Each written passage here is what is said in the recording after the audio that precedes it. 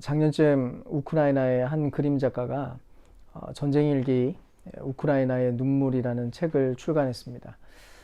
그림책이라서 그림과 함께 보면 좋은데 그 안에 있는 내용을 제가 좀 읽어드리겠습니다.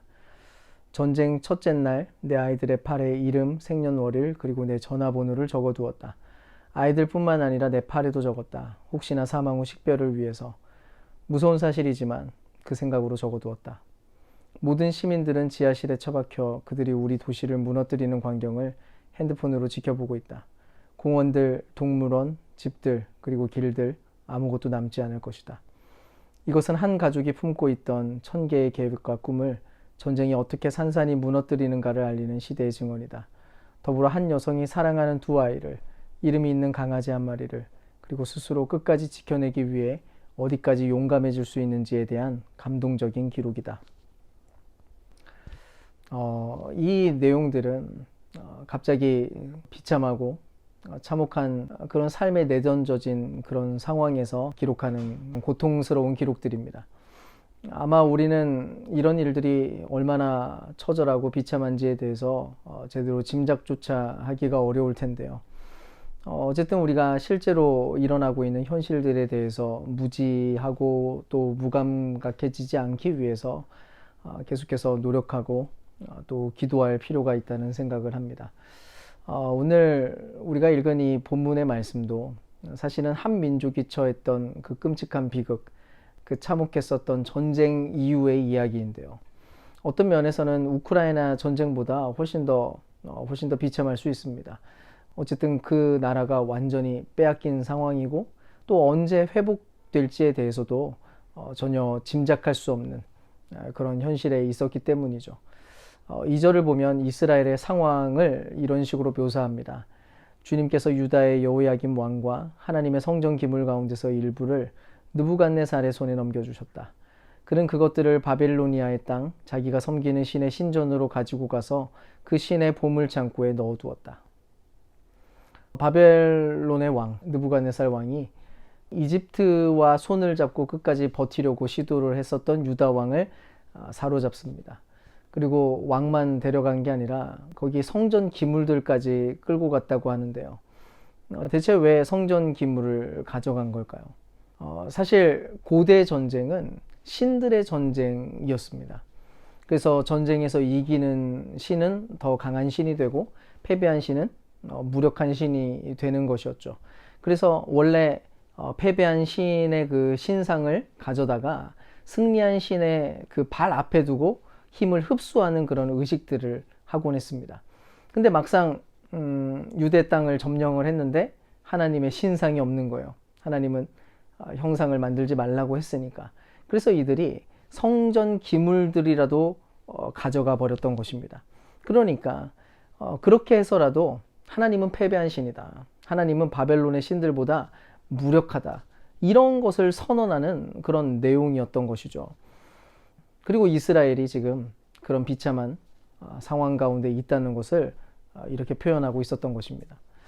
근데 오늘 우리가 살고 있는 세상도 마치 이와 유사한 그런 느낌이 듭니다. 니체가 했던 말 그대로 신은 죽었다라고 외치는 그런 세상에서 우리가 살고 있거든요. 그래서 이런 세상에서 우리가 살다 보면 때때로 하나님은 잘 느껴지지 않고 하나님은 아무런 능력도 발휘하지 못하는 것처럼 여겨지고 실제 현실에 작동하고 있는 힘과 어떤 영향력은 온전히 하나님이 아니라 시스템과 여러 가지 권력의 구조들이라는 생각마저 들게 됩니다. 인간의 풍요와 인간의 번영과 또 행복은 어디에서부터 오는가? 하나님인가? 그게 아니라 돈에서부터 오는 것처럼 여겨지고 또 사람을 성공하게 만드는 것이 하나님이 아니라 시스템과 여러 가지 원리들처럼 여겨지게 됩니다. 그러니까 아주 솔직하게 우리의 일상에서 만나는 현실들을 한번 보자는 거예요. 어쩌면 후자의 이야기가 더 진실처럼 여겨지잖아요. 하나님의 임재를 경험하고 그분의 능력과 힘의 실체를 경험하는 일보다 사실은 돈의 능력을 경험하는 게 훨씬 쉽습니다. 권력의 능력을 경험하고 시스템대로 움직이는 세상을 경험하는 것은 너무나도 흔하고 쉬운 일이죠. 그러니까 마치 하나님의 성전 기물들이 바벨론의 그 보물창고에 처박혀 있는 듯한 그런 현실이 바로 우리가 살아가고 있는 세속사회의 현실이라는 것입니다. 강력한 바벨론의 제국과 시스템의 문화 한가운데 사로잡혀 있는 듯한 그런 모양새라는 것이죠. 그런데 그런 상황에서 오늘 본문에서는 겨우 10대에 불과했었던 총명한 유대 소년들이 등장합니다. 이들은 이름이 전부 바뀌게 되는데요. 7절을 보시면 환관장이 그들에게 이름을 새로 지어주었는데 다니엘은 벨드사살이라고 하고 하나냐는 사드락이라고 하고 미사엘은 메삭이라고 하고 아사랴는 아벳느고라고 하였다. 고대에서 이름은 그 존재의 본질과 정체성을 보여주는 그런 상징이었는데요. 다니엘의 그 새로운 이름이었던 벨드사살의 뜻이 뭐냐면 벨이여 왕을 보호하소서라는 뜻이었습니다. 여기서 벨이 바벨론에 있었던 신의 이름이었어요. 또 메삭과 사드락과 아벳느고 이 이름도 전부 마찬가지입니다. 전부 다 바벨론의 신들과 연관된 그런 이름들이었던 거죠. 결국 이들의 이름이 두 개가 된 겁니다. 유대인의 이름, 또 바벨론인의 이름. 그러니까 유대인의 정체성 위에 바벨론인의 정체성이 뒤덮이게 된 거죠. 어쨌든 훨씬 더 많이 불린 이름은 바벨론식 이름이었을 테니까요. 이 시대를 살아가고 있는 우리도 비슷하죠. 어쨌든 하나님 나라가 가지고 있는 하나님 나라의 문화보다 세상의 문화가 훨씬 더 두껍게 우리를 뒤덮고 있기 때문입니다. 그리스도인이라는 이름보다 다른 정체성들이 훨씬 더 선명하게 여겨지잖아요. 한국인이라는 정체성, 남자 혹은 여자라는 정체성, 또 뭐 이런저런 도시의 시민이라는 정체성, 또 MBTI가 정해준 그런 정체성이나 기타 여러 가지 역사와 우리의 전통들이 규정한 그런 수많은 정체성들이 우리를 둘러싸고 있습니다. 그런 다양한 정체성의 껍데기 중에서 실상 가장 선명하게 작동하는 게 과연 그리스도인의 정체성이 맞는가? 아마 아닐지도 모른다는 거죠. 그래서 그리스도인으로서 사랑과 용서를 베푸는 일보다 한국인으로서 일단은 중국인과 일본인들을 싫어하는 그런 마음들이 오히려 자연스럽게 느껴지고요. 또 그리스도인으로서 배려와 인내를 품기보다 자기에게 규정된 그 MBTI의 성향을 그냥 그대로 자연스럽게 표출하는 것을 당연하게 여기기도 합니다. 난 원래 T니까 어쩔 수 없어. 뭐 이러면서 말이죠. 그리스도인으로서 가지게 된 새로운 정체성에 대한 비전, 그 독특성들은 때때로 너무 가볍게 취급되는 그런 현실을 만난다는 것입니다. 게다가 세상이 부여한 정체성과 시스템 안에는 사실 어떤 혜택이 제공됩니다. 4절 하반절에서 5절을 보면 소년들을 데려오게 하여서 그들에게 바빌로니아의 언어와 문학을 가르치게 하였다.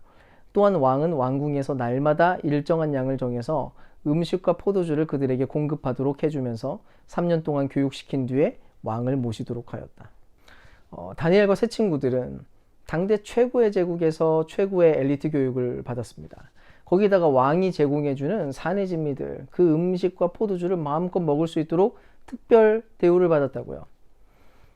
우리도 우리가 사는 이 체제에 순응하면 얼마든지 그런 유익을 누릴 수 있다라고 하는 것이 기회로 열려져 있습니다. 풍요와 혜택들을 누릴 수 있는 기회들이 이 체제를 따르면 너희들에게 주어진다.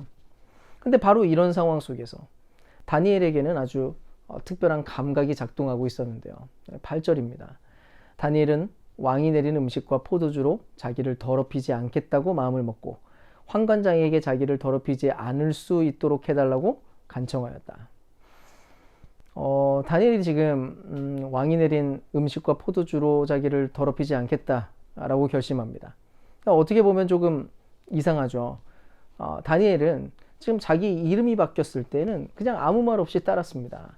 또 바벨론의 엘리트 교육을 받고 그 문학을 배우고 그 지혜와 점성술을 배우는 일에는 거절하지 않고 그냥 받아 누렸다고요. 근데 왜 하필 왕이 주는 음식과 그 포도주만큼은 더럽다고 거절하고 있느냐는 것입니다.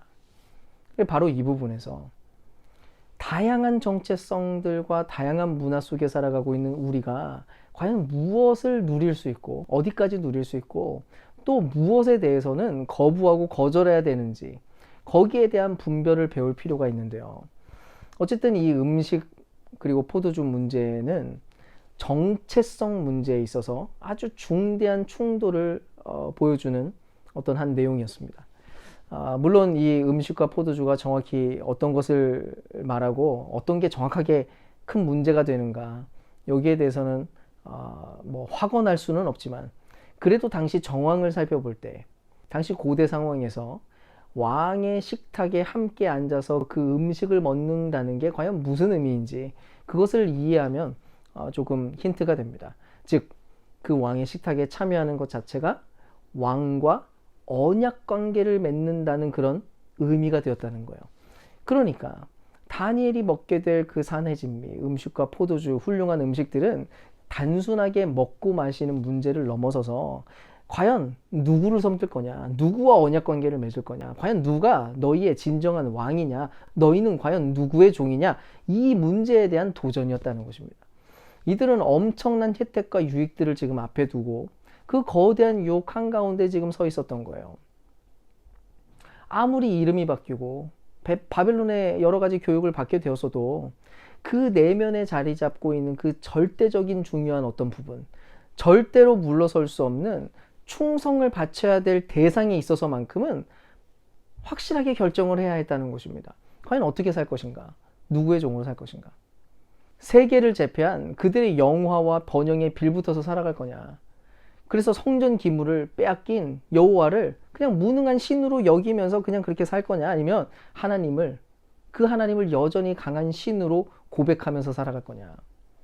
현실은 하나님이 마치 침묵하는 것처럼 보이고 그분의 공의의 손과 그분의 정의의 손길과 평화의 모양은 다 사라진 것처럼 여겨지는데 그럼에도 불구하고 그분을 끝까지 신뢰할 수 있을 것이냐에 대한 그런 도전이었던 것이죠.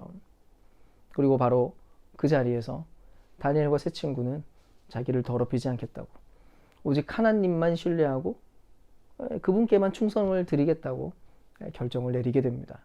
그래서 환관장에게 부탁을 하죠. 고기를 먹지 않겠습니다. 우리는 오직 물과 야채만 먹을게요. 바로 이것이 다른 말로 표현하면 자기 부인이라고 할 수 있겠는데요. 바벨론 제국의 훌륭한 고기와 포도주는 실상 정복욕을 상징했고 자기 주장의 의지, 또 자기 숭배, 과잉 충족을 상징하는 그런 내용들이었습니다. 하지만 다니엘과 세 친구가 바로 그것을 거절했던 거죠. 그 대신 달라고 한 건 오직 물과 채소뿐이었습니다. 그러니까 자기를 부인하고 겸손하게 절제하고 하나님만 경외하기로 결정을 했었던 것이죠. 사랑하는 여러분, 바로 이 부분에서 우리가 스스로를 돌아보면 좋겠는데요.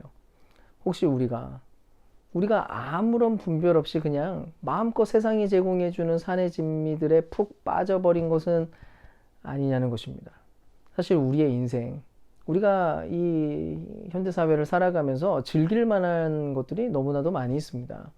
인간 자체가 워낙 재미를 추구하다 보니까 세상에는 너무나도 다양한 자극들이 만들어지고 있거든요. 각종 음식뿐만 아니라 여가를 즐기는 방식, 돈을 버는 방식이나 즐거움을 느끼는 방식 등 온갖 다양한 정보들과 혜택들이 지금 홍수처럼 쏟아져 나오거든요. 물론 이게 다 잘못된 거니까 전부 다 금해야 됩니다. 이건 아닙니다. 다니엘도 새로운 교육을 받아들이고 어쨌든 새로운 이름으로 살아갔던 것처럼 우리도 이 땅을 살아가면서 이 세상 한가운데서 마땅히 누리고 선하게 사용할 수 있는 것들은 또 사용해야 될 필요도 있겠죠. 하지만 이 모든 일에 있어서 아주 주의 깊은 분별이 필요했다는 것입니다.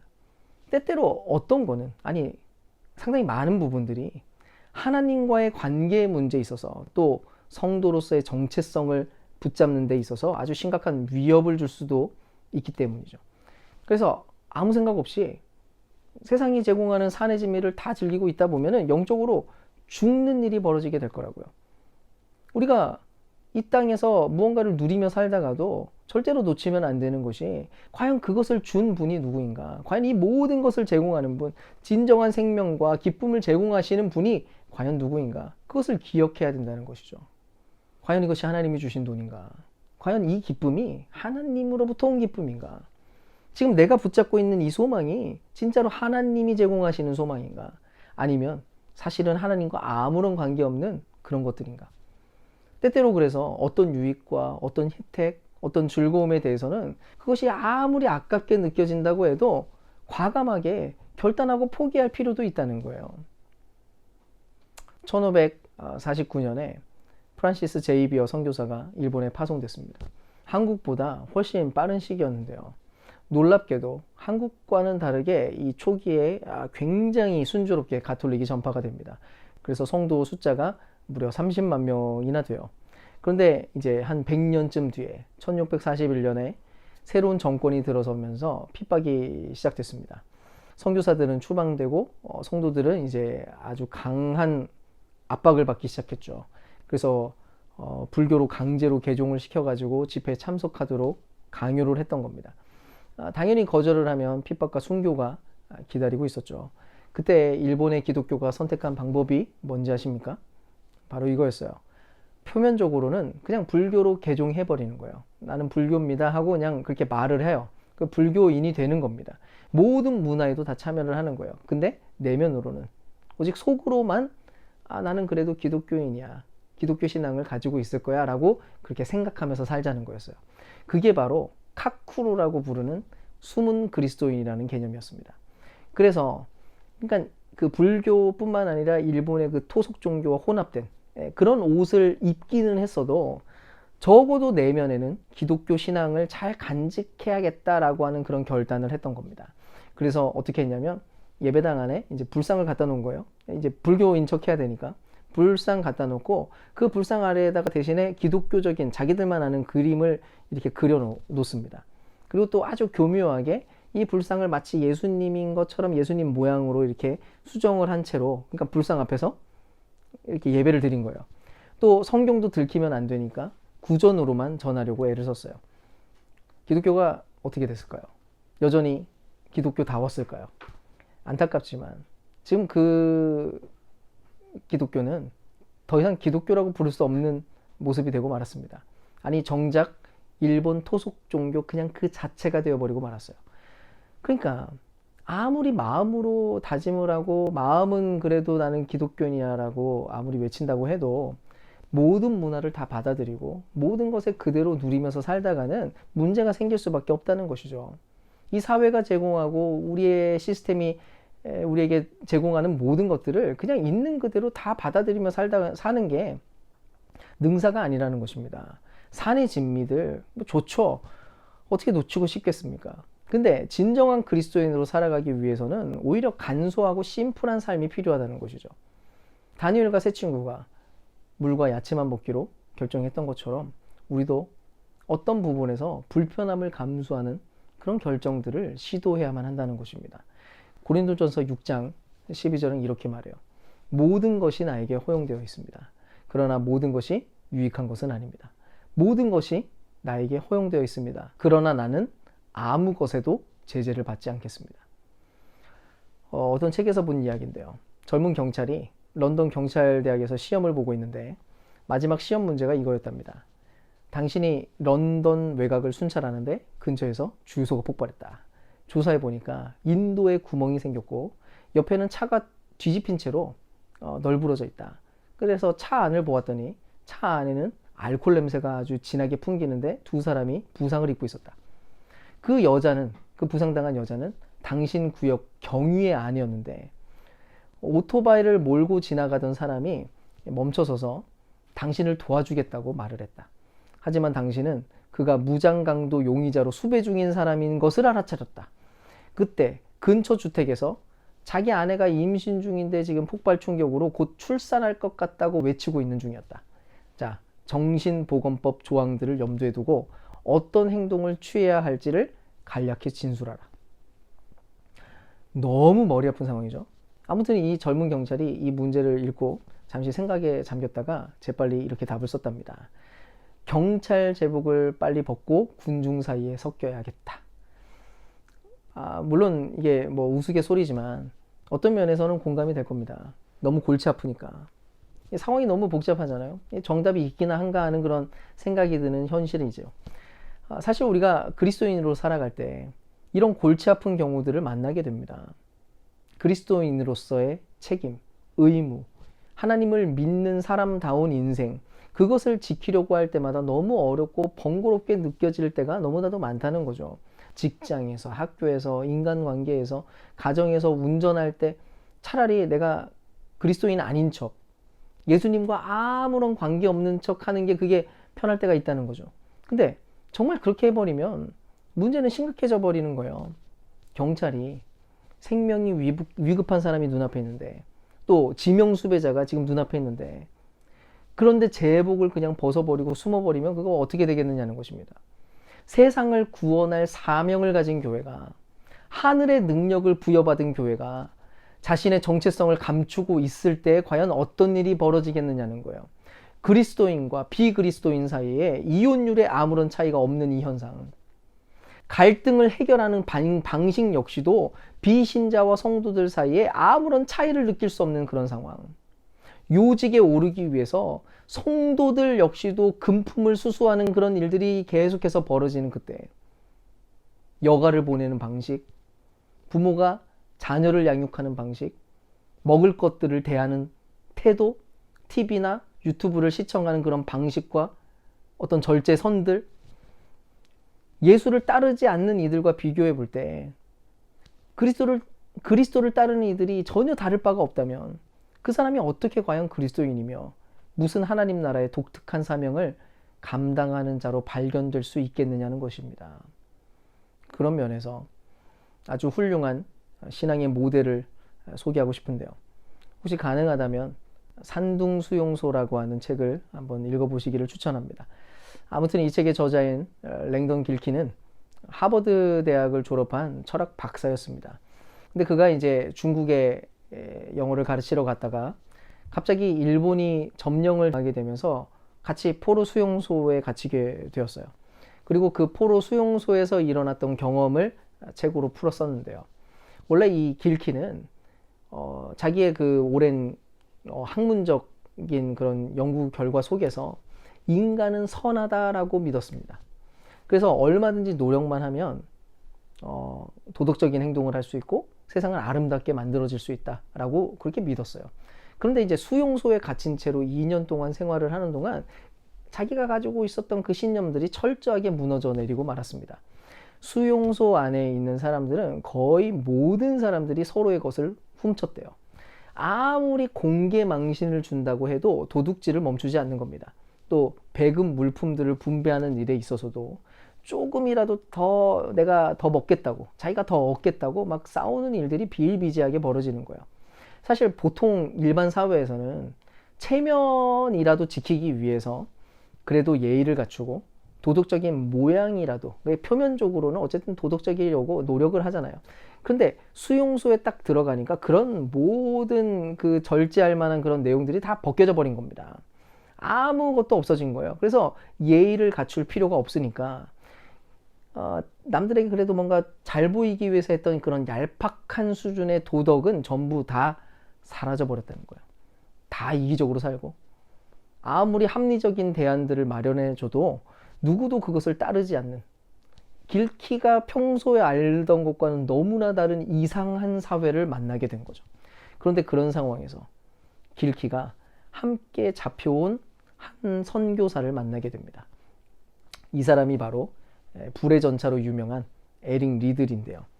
물론 선교사가 에릭 리들만 있었던 건 아니에요. 다른 여러 선교사들이나 목사들이 있었는데 그들은 누구 못지않게 철저하게 이기적이고 아주 인색한 그런 모습이었다는 것입니다. 그런데 그래놓고서는 걸핏하면 성경 펴놓고 성경 읽고 기도하면서 독실한 신앙인인 척 했다는 거예요. 근데 이 에릭 리들만큼은 너무 달랐다는 거예요. 길키가 한 묘사를 제가 그대로 읽어드릴게요. 성인을 만나는 행운은 여간에서 드문 일인데 그는 내가 여태 알았던 누구보다도 성인에 가까웠다. 이 에릭 리들은 수용소 안에 있는 청소년들을 도왔고요. 또 음식을 해주고 또 누구보다도 자기의 삶을 사랑할 줄 알고 유머러스했고 남을 위해서 희생하는 그런 친절과 또 그 내면 안에서 작동하고 있는 평화의 모습들을 누구나 발견할 수 있었다는 것입니다. 그런데 그가 어느 날 뇌종양으로 갑자기 죽게 되었는데요. 그때 온 수용소가 망연자실하면서 통곡을 했다는 거예요. 거기 있었던 모든 사람들, 다 자기 본성대로 이기적으로 살아가던 사람들까지도 전부 다 그에 대해서 알고 있었던 거예요. 에릭 리들 이 사람만큼은 참된 인간성을 가지고 있는 유일한 사람이었다고. 사랑하는 여러분, 우리가 신자의 정체성을 너무 좁게 가둬두지 않았으면 좋겠습니다. 그냥 교회 출석하고 뭐 예배 참여하고 봉사하고 있는 거, 그거 가지고 그리스도인이라고 부를 수 없다는 거예요. 오히려 우리의 진정한 도전은 마치 하나님이 전혀 역사하지 않는 듯해 보이는 그런 현실 한가운데 바로 그런 자리에서 확인되는 것입니다. 하나님이라는 분이 전면에 드러나지 않는 것처럼 느껴지는 바로 그때, 바로 그 지점에서 여전히 하나님이 역사하고 계시다는 것을 드러내는 그런 삶이 되어야 된다는 것이죠. 왜요? 아무리 세속사회가 하나님을 지우려고 해도 하나님은 진정 살아계시며 온 세상을 다스리고 계신 분이 맞기 때문입니다. 2절을 보면 하나님의 성전 기물이 바벨론 창고에 들어가는 비참한 상황이 기술될 때 더 자세히 읽어보시잖아요. 그러면 주어, 그 주체자가 누군지를 알게 됩니다. 성경은 주님께서 느부갓네살의 손에 넘겨주었다라고 표현합니다. 그러니까 그 현실조차도, 그 비참한 현실조차도 사실은 하나님의 손 안에 있었고 느부갓네살이 주체가 아니라 하나님이 주체였다는 거예요. 또 다니엘이 물과 채소만 먹기로 결정했을 그때에도 9절에 하나님은 다니엘이 환관장에게서 호의와 동정을 받도록 해주셨다. 사실 다니엘이 했던 그 결정, 그거 쉽게 받아들여질 수 있는 그런 결정은 아니었습니다. 그런데도 그 요청이 받아들여진 이유가 뭐냐면 바로 하나님이 하셨다는 거예요. 그 이후에는요, 왕이 주는 산의 진미 거절하고 물과 채소만 먹는데도 얼굴이 훨씬 윤택해집니다. 이것도 누가 한 겁니까? 또 그들이 배웠는데 다른 모든 지혜자들보다 오히려 10배 이상 더 뛰어난 지혜자가 돼요. 그것도 누가 그 일을 했어요? 그분이 바로 하나님, 온 세상을 통치하시는 그 하나님이셨다는 것입니다. 여러분, 오늘 다니엘서가 보여주는 이 하나님의 세상, 그것을 믿음으로 받아들이기를 축복합니다. 비록 세속사회 한가운데였지만 하나님의 이름과 영광이 마치 말살된 것처럼 보이는 그런 현실이었지만 하나님은 한 번도 그 손을 치우신 적이 없고 누구보다도 확실하고 온전한 통치로 다니엘과 함께하고 있었던 거예요. 물론 우리는 에릭 리들이 포로 수용소에서 풀려난 게 아니라 죽었다는 사실을 알고 있고 아우슈비츠 수용소에서 철저한 각오로 자신의 신앙을 지켰던 이들이 목숨을 잃었다는 사실에 대해서도 우리는 알고 있습니다. 지금도 세계 곳곳에서 수많은 선교사님들이 지금도 목숨을 걸고 또 그렇게 순교를 당하고 있으니까요. 그러나 그 모든 현실들이 하나님이 약해졌고 하나님이 약하고 하나님이 없다는 것을 증명하는 내용이 아니라는 것입니다. 그것을 기억해야 돼요. 하나님의 나라는 이미 임했고 아무리 박해가 벌어지는 상황 속에서도 아무리 세상의 권세가 강력하게 역사하는 듯해 보이는 그런 지점에서도 여전히 하늘에서는 수많은 성도들이 하나님께 기쁨의 찬미를 올려드리고 있다는 그 현실에 대해서도 그것이 바로 실체라는 것에 대해서 우리가 기억하고 있어야 된다는 것입니다. 사랑하는 여러분, 오늘 이 말씀 앞에서 우리가 믿고 선택하며 절제해야 될 것, 그리고 거절해야 될 것이 무엇인지를 분별할 수 있기를 축복합니다. 우리를 살게 하고 우리를 진정 풍요롭게 누리게 만드는 것은 세상의 산의 진미가 아니니까요. 그게 아니라 오히려 그리스도의 살과 피라는 것을 우리가 몸소 증명하는 인생이 되어야 되는 것입니다. 그래서 우리는 때때로 삶에 소박함이 필요할지도 모릅니다. 엄청난 희생과 처절한 결단을 하자는 게 아니에요. 오히려 아주 작고 사소한 지점에서 어떤 일들을 시작해야 된다는 것입니다. 우리가 지금 자발적 불편운동에 동참하고 있는 이유도 바로 그 때문입니다. 하나님이 주신 세상의 유익을 위해서 일회용품 사용을 줄이고 텀블러를 들고 다니는 그런 불편을 감수하기도 하고 좀 더 싸고 저렴한 물건을 얼마든지 선택할 수 있는데도 불구하고 더불어 사는 그런 세상을 꿈꾸면서 기억하면서 지역의 작은 상점들을 이용하기도 하는 거예요. 그것 외에도 가난한 자와 연약한 자를 배려하기 위한 불편함을 감수하기도 하고 누릴 수 있는 것들을 포기하고 소박한 태도를 유지하는 모든 자세, 그런 것들이 전부 이런 일들과 연관되는 그런 내용들일 것입니다. 부디 우리 모두가 이 세상 한가운데서 어디까지 누리고 또 어디에서 절제해야 될지를 지혜롭게 결정하시고 하나님 앞에서 부끄럼 없이 넘지 말아야 될 선을 넘지 않고 그렇게 거룩한 삶에 동참하는 저와 여러분 될 수 있기를 주님의 이름으로 축원드립니다.